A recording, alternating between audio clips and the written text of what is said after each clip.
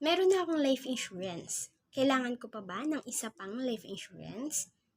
Para sagutin ang iyong katanungan, dapat naiintindihan mo at alam mo ang nilalaman ng current policy mo. Dapat alam mo kung ano ang mga benefits na meron ka doon, especially ang death benefit.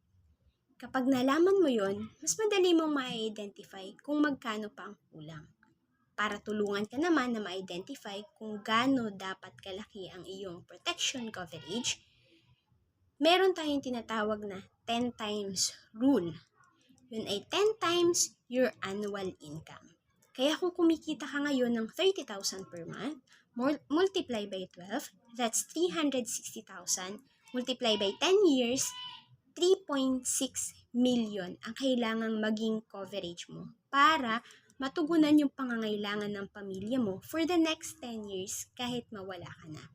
Sa ganong paraan, mabibigyan mo ng pagkakataon ng iyong pamilyang mag-adjust kung meron kang mga anak, makakapagtapos sila sa tulong mo rin, at mabibigyan mo ng pagkakataon ang iyong asawa na makahanap ng maayos na trabaho para matugunan pa ang pangangailangan ng iyong mga anak.